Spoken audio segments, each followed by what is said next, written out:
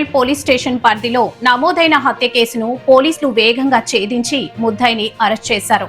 చెన్నూరు గ్రామంలో జరిగిన ఈ హత్య కేసులో జిల్లా ఎస్పీ అజితా బెజెడ్ల ఐపీఎస్ ఆదేశాల మేరకు Gudur incharge DSP M Giridhar పర్యవేక్షణలో Gudur rural CI N Kishore Babu నేతృత్వంలో ప్రత్యేక బృందాలు దర్యాప్తు చేపట్టాయి. సీఐ కిషోర్ బాబు తెలిపిన వివరాల ప్రకారం ఉత్తరప్రదేశ్ రాష్ట్రంలోని కాన్పూర్ నగర్ జిల్లాకు చెందిన మహమ్మద్ సమీ అనే యువకుడు చెన్నూరు గ్రామంలో ఉపాధి నిమిత్తం నివాసం ఉంటున్నాడు. ఈ కేసు ఛేదనలో Gudur rural CI N Kishore Babu, one town CI Shekhar Babu, ఎస్ఐలు K Tirupataiah, P Venkateswara Reddy, Suresh Babu, head constable Sheikh Mohammed, K Srinivasarao, P Srinivasulu, police constable D Nagaraju, V Vishnu, CH Srinivasulu పాల్గొన్నారు. నమస్కారం.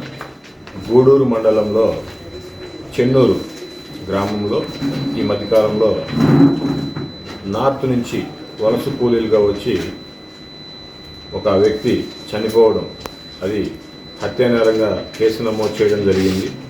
ఆ కేసుకు సంబంధించిన ముద్దాయి ఆ మృతునికి కూడా బంధువే అవుతాడు. అతన్ని ఈరోజు అరెస్ట్ చేయడం జరిగింది. కేసు వివరాలని పూర్తిగా పరిశీలిస్తే షెహన్షా అండ్ సమీ వీళ్ళిద్దరూ కూడా కాన్పూర్ ప్రాంతానికి చెందిన వాళ్ళు, ఉత్తరప్రదేశ్లోని కాన్పూర్ ప్రాంతానికి చెందిన వాళ్ళు. ఈ షెహన్షా, ఈ షమీ ఎవరైతే సమీ ఉన్నారో వీళ్ళిద్దరూ కూడా కాన్పూర్ ప్రాంతంలో చిన్న చిన్న పిక్ పాకెటింగ్ దొంగతనాలు చేస్తూ, ఈ షెహన్షాతో పాటు అలవాటైన సమీ కూడా పిక్ పాకెటింగ్ దొంగతనాల్లో ఇన్వాల్వ్ అవుతూ ఉంటాడు. వాళ్ళు అక్కడి నుంచి ఏదైనా పని చేసుకుందాము లేదా ఇట్లాగే పిక్ పాకెటింగ్ నిమిత్తం కానీ పని చేసుకోవడం గురించి కానీ వీళ్ళు కాన్పూర్ నుంచి లక్నోకి బయలుదేరి వెళ్ళి లక్నో నుంచి చెన్నై సెంట్రల్కు ట్రైన్ టికెట్ తీసుకుంటారు. ఈ ట్రైన్ టికెట్ తీసుకుని ట్రైన్ ఎక్కి వస్తున్న క్రమంలో వీళ్ళకి ఆ ఉత్తరప్రదేశ్ ప్రాంతానికే చెందిన రాయ్బరేలీ ప్రాంతానికి చెందిన మరొక ముగ్గురు ట్రైన్లో వీళ్ళతో మాట సంభాషణ కలపడము, వారితో కలిసి వీళ్ళు ఎక్కడికి వెళ్తున్నారు అనే ఒక కాన్సెప్ట్లో మాట్లాడుతూ, గూడూరు ప్రాంతంలో మేము కంపెనీలో గతంలో పనిచేసాము, ఆ కంపెనీలో మళ్ళీ కాంట్రాక్టర్ దగ్గర పనికి వెళ్తున్నాము అని చెప్పంటే మేము కూడా పని చేస్తాం, మాకు కూడా పని ఇప్పించండి అని వాళ్ళు మాట్లాడి మరొక ముగ్గురు, అదే ఉత్తరప్రదేశ్ రాయ్బరేలీ ప్రాంతానికి చెందిన ముగ్గురు, షమీం, వాసిం అండ్ షాబాన్, ఈ ముగ్గురితో కలిసి వస్తారు. వచ్చి చెన్నూరు ప్రాంతంలో ఈ లేబర్ కాంట్రాక్టర్ అయిన భానుప్రకాష్ సింగ్ అండ్ అనిల్ కుమార్, అతని దగ్గర పనిచేసే అనిల్ కుమార్ యాదవ్ అనే వాళ్ళిద్దరిని కలవడము, వాళ్ళిద్దరూ ఒక రూమ్ తీసివ్వడము, ఆ రూమ్లో ఉండడం జరుగుద్ది. వీళ్ళకి అడ్వాన్స్ ఇచ్చిన డబ్బులతో కొంత వంట సంబంధించిన పాత్రలు అండ్ వండుకునే వస్తువులు కొనుక్కొని తెచ్చుకోవడం జరుగుతుంది. అదేవిధంగా ఈ మృతుడు షెహన్షా సెల్ ఫోన్ కొంటాడు. ఆ సెల్ ఫోన్ కొన్న క్రమంలో గూడూరులో సెకండ్ హ్యాండ్ సెల్ ఫోన్ కొంటాడు. ఈ సెల్ ఫోన్ కొన్నదానికి సంబంధించి సిమ్ కావాలంటే అతనికి ఆధార్ కార్డు కావాలి. ఈ షెహన్షా అతనికి అసలు ఆధార్ కార్డు లేదు. ఈ సమీ, అతనితో పాటు ఎవరైతే అతని బంధువు సమీ వస్తాడో అతని ఆధార్ కార్డు అడుగుతాడు. ఆ ఆధార్ కార్డు అడిగిన దాని విషయమై వీళ్ళిద్దరికీ ఒక చిన్న గొడవ జరుగుతుంది. నువ్వు ఆల్రెడీ దొంగతనం కేసులో ఉన్నావు, నువ్వు దొంగవి, నీకు ఆధార్ కార్డు ఇస్తే నన్ను నీ పక్కన తిరిగితే నేను ఒకసారి జైలుకు పోవాల్సి వచ్చింది, నువ్వు 4 సార్లు జైలుకు పోయావు అని చెప్పేసి వీళ్ళు సాయంత్రం పూట తాగిన దానిలో సంభాషించుకుంటా ఉంటే మీరు దొంగలా అని చెప్పేసి వీళ్ళతో పాటు కలిసి ఉన్న వాళ్ళు అడగడము, వీళ్ళ ముందు నన్ను దొంగనని చెప్పేసి చెప్తావా అని చెప్పేసి వీళ్ళిద్దరే అయిన కజిన్స్ అవుతారు.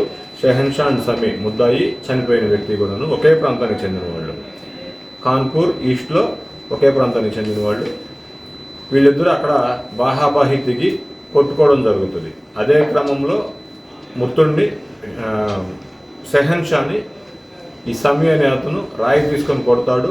అదే టైంలో అక్కడ ఇంట్లో ఉన్న వంట చేసుకోవడానికి ఉపయోగించే చిన్న చాప్ తీసుకొని విచక్షణారహితంగా స్టాప్ చేస్తాడు. 4 సార్లు పొడవడం ద్వారా అతను అక్కడికక్కడే పడి చనిపోతాడు. ఇదే సిచ్యువేషన్లో అక్కడ ఈ సన్నివేశంలో వాళ్ళతో పాటు కలిసి ఉన్న ముగ్గురు ఒకేసారి భయభ్రాంతులకు గురయ్యి వాళ్ళు అక్కడి నుంచి వెళ్ళిపోవడం జరుగుతుంది. వెంటనే ఎస్పీ గారు ఉత్తర్వుల మేరకు, డిఎస్పీ గారి సూచనల మేరకు 2 టీమ్స్, మన గూడూరు రూరల్ ఎస్ఐ గారు అండ్ విఆర్ నుంచి ఉన్న ఒక ఎస్ఐ గారిని, ఇద్దరు స్టాఫ్ని ఇచ్చి ఉత్తరప్రదేశ్ పంపించి ఈ వీటితో పాటు ఉన్న వారికి కూడా నోటీస్ ఇవ్వడం జరిగింది. వాళ్ళని తీసుకొచ్చి ఏం జరిగిందని ఎవిడెన్స్ తీసుకోవడం జరిగింది. ప్రాపర్ ఎవిడెన్స్ ప్రకారంగా ఆ ముద్దాయిని కూడా చాకచక్యంగా అక్కడి నుంచి పిలిపించి అరెస్ట్ చేయడం జరిగింది. ఈరోజు అతన్ని తదుపరి చర్యల నిమిత్తం రిమాండ్కి పంపిస్తున్నాం. చెన్నూరు ప్రాంతం కానివ్వండి, గూడూరు, చిల్లకూరు, కోట, ఈ గూడూరు పరిధిలో ఉన్న అందరికీ కూడా చిన్న సలహా చెప్తున్నాం.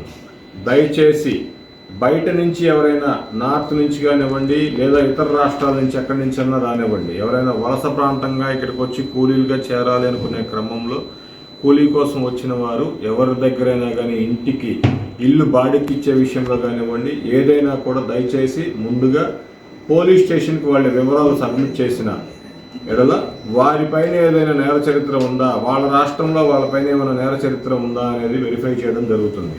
మనకి CCTVs ద్వారా వాళ్ళ మీద కేసులు ఏమున్నాయో మొత్తం ఆల్ ఓవర్ ఇండియా తెలుసుకోవచ్చు. ఒకవేళ మా దగ్గర అందుబాటులో లేని పక్షంలో వాళ్ళ సంబంధిత రాష్ట్రానికి కన్సర్న్ హెల్ప్ లైన్ ద్వారా అడిగి వాళ్ళ డేటా తీసుకొని వారి యొక్క నేర చరిత్ర కనుక ఏదైనా కనుక ఉంటే వారి మీద చర్య తీసుకోవడానికి అవకాశంగా ఉంటుంది.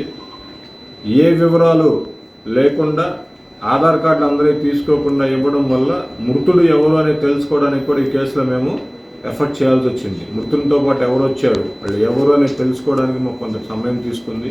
దయచేసి అందరికి కూడా ఈ సన్నివేశంలో అందరికీ చెప్పేది ఏంటంటే, ఎవరైనా మీ ఇల్లు బాడికి ఇస్తున్నా పూర్తి వివరాలు తీసుకోవాలి. అదేవిధంగా స్టేషన్ను సంప్రదించిన యెడల వారిపైన ఏమైనా నేర చరిత్ర ఉందో కూడా వెరిఫై చేయడం జరుగుతుంది. అదేవిధంగా కంపెనీల వాళ్ళ దగ్గర నుంచి మనం గత సంవత్సరం మేము ఇక్కడికి వచ్చిన స్టార్టింగ్లోనే ప్రతి కంపెనీ నుంచి అక్కడ వర్క్ చేసే వర్కర్స్ యొక్క డీటెయిల్స్ తెప్పించడం జరిగింది. ఇప్పటికీ మెయింటైన్ చేస్తున్నాము ఆ డేటాని, వాళ్ళ ఆధార్ కార్డులన్నీ తీసుకుంటున్నాము. ఫింగర్ ప్రింట్ సిస్టము కూడా తీసుకోవాలని చెప్పేసి ప్రాసెస్ చేయడం జరిగింది. ఇప్పుడు ఆ ఫింగర్ ప్రింట్ యూనిట్ మధ్యలో మాకు కొంచెం టెక్నికల్ ప్రాబ్లం రావడం, ఆ సాఫ్ట్వేర్ సంబంధించిన ప్రాబ్లం రావడం, ఇప్పుడు మళ్ళీ అందరికీ కూడా కంపెనీల్లో కూడా ప్రతి వర్కర్ది ఫింగర్ ప్రింట్స్ కూడా తీసుకోవడం జరుగుతుంది, తీస్తాము.